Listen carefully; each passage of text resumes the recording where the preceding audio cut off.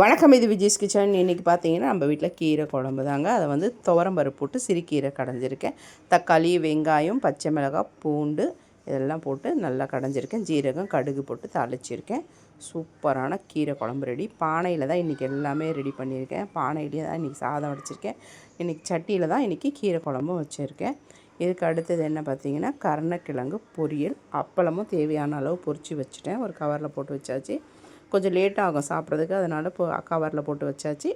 இப்போ பாருங்கள், கருணக்கிழங்கு பொரியல். இதை வந்து ஒரு 4 பல் பூண்டு, ஒரு வெங்காயம், கொஞ்சம் கடுகு, கருணக்கிழங்கை வேக வச்சு எடுத்துட்டேன். அதுக்கப்புறம் இதெல்லாம் போட்டு தேவையான மிளகாத்தூள் போட்டு கொஞ்சமாக உப்பு போட்டு கருவேப்பிலை சேர்த்து கருணக்கிழங்கை போட்டு நல்லா பொரித்து எடுத்துருக்கேங்க. சூப்பராக இருக்கும். இது வந்து கீரைக்கு சாப்பிட்றதுக்கு. இது வந்து கீரைக்கு வந்து நம்ம கீரை கொஞ்சம் சப்புன்னு இருக்கும் இல்லையா, இது கொஞ்சம் காரம் போட்டு பொரிச்சிருக்கேன். வீடியோ பிடிச்சிருந்தால் லைக் பண்ணி, ஷேர் பண்ணி, கமெண்ட் பண்ணுங்கள். நம்ம சேனலை மறக்காமல் சப்ஸ்கிரைப் பண்ணுங்கள். வீடியோ பார்க்குறவங்க கண்டிப்பாக லைக் பண்ணுங்கள், ஷேர் பண்ணுங்கள், கமெண்ட் பண்ணுங்கள். வணக்கம்.